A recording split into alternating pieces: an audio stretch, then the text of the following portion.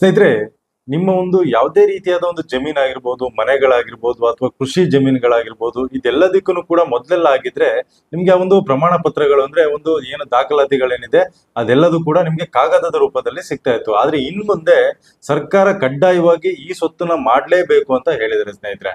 ಹಾಗಿದ್ರೆ ಈ ಒಂದು ಈ ಸ್ವತ್ತು ಅಂದ್ರೆ ಏನು, ಅದೇ ರೀತಿಯಾಗಿ ಈ ಒಂದು ಈ ಸ್ವತ್ತನ್ನ ಮಾಡೋದಕ್ಕೆ ಏನೆಲ್ಲ ದಾಖಲಾತಿಗಳು ಬೇಕಾಗುತ್ತೆ, ಮತ್ತೆ ಎಲ್ಲಿ ಮಾಡ್ಬೇಕಾಗುತ್ತೆ ಈ ಸ್ವತ್ತನ್ನ ಅನ್ನೋದನ್ನ ಕಂಪ್ಲೀಟ್ ಡೀಟೇಲ್ಸ್ ನ ಹೇಳ್ತಾ ಹೋಗ್ತೀನಿ. ಅದಕ್ಕೂ ಫಸ್ಟ್ ನಮ್ಮ ಒಂದು ಚಾನಲ್ಗೆ ಯಾರೇನು ಸಬ್ಸ್ಕ್ರೈಬ್ ಆಗಿಲ್ಲ ದಯವಿಟ್ಟು ಕೂಡ ಸಬ್ಸ್ಕ್ರೈಬ್ ಮಾಡ್ಕೊಳ್ಳಿ ಅಂತ ನಾನು ಹೇಳೋದಕ್ಕೆ ಇಷ್ಟಪಡ್ತೀನಿ ಸ್ನೇಹಿತರೆ. ಹಾಗೇನೆ ಈ ಒಂದು ಈ ಸ್ವತ್ತು ಅಂದ್ರೆ ನಿಮ್ಗೆ ಈ ಒಂದು ಗ್ರಾಮ ಪಂಚಾಯತಿಯ ಒಂದು ಅಂಡರ್ ಅಲ್ಲಿ ಬರುವಂತ ಎಲ್ಲಾ ಒಂದು ಜಮೀನುಗಳೇನಿದೆ ಅಥವಾ ಕೃಷಿ ಜಮೀನಾಗಿರ್ಬೋದು ಅಥವಾ ಮನೆಗಳಾಗಿರ್ಬೋದು, ಸೈಟ್ಗಳಾಗಿರ್ಬೋದು, ಇದೆಲ್ಲದಕ್ಕೂ ಕೂಡ ನೀವು ಈ ಸ್ವತ್ತನ್ನ ಮಾಡ್ಬೇಕಾಗುತ್ತೆ. ಈ ಸ್ವತ್ತು ಅಂದ್ರೆ ಈ ಒಂದು ಗ್ರಾಮ ಪಂಚಾಯತಿಯಲ್ಲಿ ಅದರ ಒಂದು ಡೊಮೈನ್ ಏನಿದೆ ಅಲ್ವಾ, ಆ ಒಂದು ಗ್ರಾಮ ಪಂಚಾಯತಿಯ ಒಂದು ವೆಬ್ಸೈಟ್ ಏನಿರುತ್ತೆ ಅದರಲ್ಲಿ ನಿಮ್ಮ ಒಂದು ದಾಖಲಾತಿಗಳನ್ನ ಕಂಪ್ಲೀಟ್ ಆಗಿ ಡಿಜಿಟಲ್ ಮುಖಾಂತರವಾಗಿ ಅಪ್ಲೋಡ್ ನ ಮಾಡ್ತಾರೆ. ಆ ಒಂದು ಡಿಜಿಟಲ್ ಮುಖಾಂತರವಾಗಿ ಅಪ್ಲೋಡ್ ಮಾಡಿದ ನಂತರದಲ್ಲಿ ನಿಮ್ಗೆ ಕಂಪ್ಲೀಟ್ ಆಗಿ ನಿಮ್ಗೆ ಈ ಒಂದು ಯಾವುದೇ ರೀತಿಯಾದ ಒಂದು ಬ್ಯಾಂಕ್ ಸಾಲಗಳ ತಗೊಳ್ಳೋದಾಗಿರ್ಬೋದು ಅಥವಾ ಒಂದು ತೆರಿಗೆ ಕಟ್ಟೋದಾಗಿರ್ಬೋದು ಅಥವಾ ಈ ಒಂದು ಸರ್ಕಾರದಿಂದ ಸಿಗುವಂತ ಯೋಜನೆಗಳಾಗಿರ್ಬೋದು, ಇದೆಲ್ಲದಕ್ಕೂ ಕೂಡ ತುಂಬಾನೇ ಯೂಸ್ ಆಗುವಂತದ್ದು ಈ ಸ್ವತ್ತು. ಆದ್ರೆ ಮೊದ್ಲೆಲ್ಲ ಆಗಿದ್ರೆ ಒಂದು ಕಾಗದದ ರೂಪದಲ್ಲಿ ಇರೋದ್ರಿಂದ ಅದು ತಾತನ ಆಸ್ತಿ, ತಾತನ ಒಂದು ಆಸ್ತಿಯಲ್ಲಿ ಯಾವುದೋ ಒಂದು ಕಾಗದ ರೂಪದಲ್ಲಿ ಇದ್ದಂಥದ್ದು ಅದು ಸರಿಯಾದ ರೀತಿಯಲ್ಲಿ ನಮ್ಗೆ ಸಿಗ್ತಾ ಇರ್ಲಿಲ್ಲ. ಆದ್ರೆ ನಿಮ್ಗೆ ಒಂದು ಸಲ ಈ ಒಂದು ಡಿಜಿಟಲ್ ಕರಣ ಮಾಡಿದ ನಂತರದಲ್ಲಿ ನಿಮ್ಗೆ ಕಂಪ್ಲೀಟ್ ಡೀಟೇಲ್ಸ್ ನಿಮ್ಗೆ ಆ ಒಂದು ಏನು ಫಾರ್ಮ್ ನಂಬರ್ 11 ಅಂತ ಏನ್ ಕೊಡ್ತಾರೆ ಅದರಲ್ಲಿ ಕಂಪ್ಲೀಟ್ ಆಗಿ ಆ ಒಂದು ನಂಬರ್ ನ ಕೊಟ್ಟಿರ್ತಾರೆ. ಅದನ್ನ ಹಾಕಿದ್ರೆ ಸಾಕು ನಿಮ್ಮ ಒಂದು ಆಸ್ತಿ ಏನಿದೆ, ಅದರ ಒಂದು ವಾರಸುದಾರರು ಯಾರು, ಅದೇ ರೀತಿಯಾಗಿ ಎಷ್ಟು ಎಕರೆ ಜಮೀನಿದೆ, ಇಲ್ಲಿ ಅದೆಲ್ಲದನ್ನು ಕೂಡ ಡಿಜಿಟಲ್ ಮುಖಾಂತರವಾಗಿ ಅಂದ್ರೆ ಆನ್ಲೈನ್ ಅಲ್ಲಿ ನಿಮ್ಗೆ ತೋರಿಸ್ಬಿಡುತ್ತೆ. ಯಾವ ರೀತಿಯಾಗಿ ನೀವು ಇಲ್ಲಿವರೆಗೂ ಕೂಡ ಇವಾಗ ಡಿಜಿಟಲ್ ಆಗಿ ಯಾವ್ದೆಲ್ಲ ನೋಡ್ತಾ ಇದ್ದೀರಾ, ಒಂದು ಆಧಾರ್ ಕಾರ್ಡ್, ಜಸ್ಟ್ ಒಂದು ಆಧಾರ್ ಕಾರ್ಡ್ ನಂಬರ್ ಹೊಡೆದ್ರೆ ಸಾಕು ನಿಮ್ಗೆ ಬಂದ್ಬಿಡುತ್ತೆ. ಈ ರೀತಿಯಾಗಿ ನಿಮ್ಗೆ ಆ ಒಂದು ಜಮೀನಿನ ದಾಖಲಾತಿಗಳು ಆ ಒಂದು ಫಾರ್ಮ್ ನಂಬರ್ 11 ಅಲ್ಲಿ ಆ ಒಂದು ನಂಬರ್ ನ ಹಾಕಿದ ನಂತರದಲ್ಲಿ ಆ ಕಂಪ್ಲೀಟ್ ಆಗಿ ನಿಮ್ಗೆ ಡೀಟೇಲ್ಸ್ ತೋರಿಸುವಂತದ್ದು. ಅದೇ ರೀತಿಯಾಗಿ ಏನಾದ್ರು ಕೂಡ ನೀವು ಆಸ್ತಿಗಳನ್ನ ನೀವು ಮಾರಾಟ ಮಾಡ್ತೀನಿ ಇನ್ನೊಬ್ರಿಗೆ ಅನ್ನೋದನ್ನು ಕೂಡ ಇನ್ ಮುಂದೆ ಈ ಸ್ವತ್ತನ್ನ ಕೇಳ್ತಾರೆ.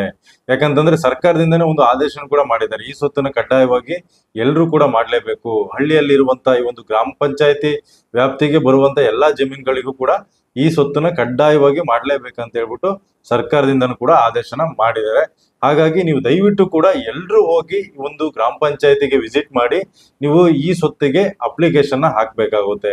ನೀವು ಗ್ರಾಮ ಪಂಚಾಯತಿಗೆ ಹೋಗಿ ಅಪ್ಲಿಕೇಶನ್ ಹಾಕಿದ ನಂತರದಲ್ಲಿ ನಿಮ್ಗೆ ಆ ಒಂದು ಈ ಸ್ವತ್ತು ಆದ ನಂತರದಲ್ಲಿ ನಿಮ್ಗೆ ಫಾರ್ಮ್ ನಂಬರ್ 11 ಅಂತ ನಿಮ್ಗೆ ಕೊಡ್ತಾರೆ. ಫಾರ್ಮ್ ನಂಬರ್ 11 ನಿಮ್ಗೆ ಮನೆಗೇನೆ ತಂದ್ಬಿಟ್ಟು ಕೊಡ್ತಾರೆ ಅಥವಾ ಗ್ರಾಮ ಪಂಚಾಯತಿಯಲ್ಲಿ ಕೂಡ ನೀವು ತಗೋಬಹುದು.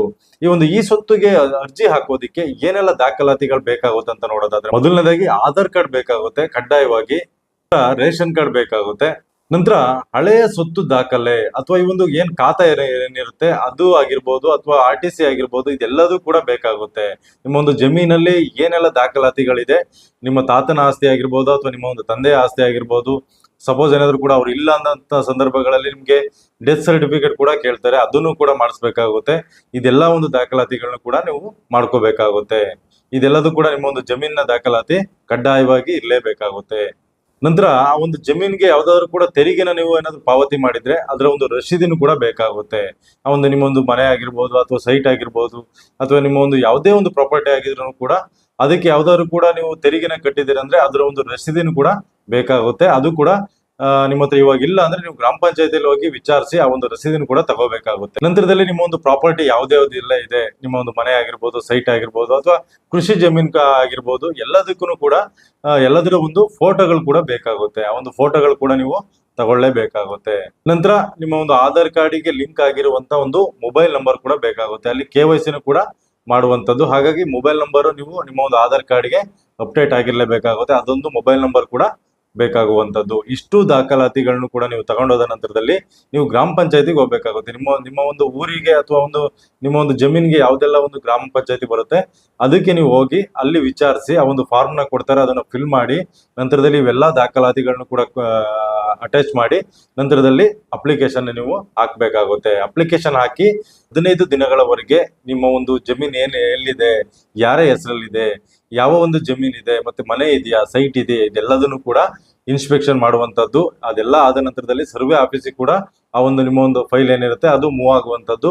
ಆಫೀಸಲ್ಲಿ ಕೂಡ ಕಂಪ್ಲೀಟ್ ಇನ್ಸ್ಪೆಕ್ಷನ್ ಮಾಡಿದ ನಂತರದಲ್ಲಿ ನಿಮ್ಗೆ ಫಾರ್ಮ್ ನಂಬರ್ 11 ಅಂತ ನಿಮ್ಗೆ ಕೊಡ್ತಾರೆ. ಆ ಒಂದು ಫಾರ್ಮ್ ನಂಬರ್ 11 ಅಂತಂದ್ರೆ ನಿಮ್ಮ ಒಂದು ಅಕ್ನಾಲಜ್ಮೆಂಟ್ ಆಗಿರುತ್ತೆ. ಅದರಲ್ಲಿ ಆ ಒಂದು ನಿಮ್ಮ ಒಂದು ಆಸ್ತಿಯ ಒಂದು ನಂಬರ್ ಇರುತ್ತೆ, ಆ ಒಂದು ಆಸ್ತಿಗೆ ಯಾವುದೆಲ್ಲ ಆ ಒಂದು ಈ ಸ್ವತ್ತಿನ ಒಂದು ನಂಬರ್ ಇರುತ್ತೆ, ಆ ಒಂದು ನಂಬರ್ನ ಇಟ್ಕೊಂಡಿದ್ರೆ ಸಾಕು. ನೀವು ಯಾವುದೇ ಸಂದರ್ಭಗಳಲ್ಲೂ ಕೂಡ ನೀವು ಆ ಒಂದು ನಂಬರ್ನ ಹಾಕಿದ್ರೆ ಸಾಕು, ನೀವು ಆನ್ಲೈನ್ ಅಲ್ಲಿ ಕಂಪ್ಲೀಟ್ ಆ ಒಂದು ಜಮೀನ್ ಯಾವುದೆಲ್ಲ ಇದೆ, ಎಷ್ಟು ಇದೆ, ಮತ್ತೆ ಯಾರ ಹೆಸರಲ್ಲಿ ಇದೆ, ಅದಕ್ಕೆ ಓನರ್ ಯಾರು, ಎಲ್ಲದೂ ಕೂಡ ಕಂಪ್ಲೀಟ್ ಡೀಟೇಲ್ಸ್ ಬರುವಂತದ್ದು. ಹಾಗೇನೆ ಇಲ್ಲಿ ಒಂದು ಸಹಾಯವಾಣಿಯ ಒಂದು ನಂಬರ್ ಕೂಡ ಕೊಟ್ಟಿದ್ದಾರೆ, ನಾನು ಅದನ್ನ ಹೇಳ್ತಾ ಹೋಗ್ತೀನಿ. ನಿಮ್ಗೆ ಏನಾದ್ರು ಕೂಡ ಇನ್ನೂ ಹೆಚ್ಚಿನ ಮಾಹಿತಿ ಬೇಕು ಅಂದ್ರೆ ನೀವು ಇವ್ರನ್ನ ಸಂಪರ್ಕ ಮಾಡಬಹುದು.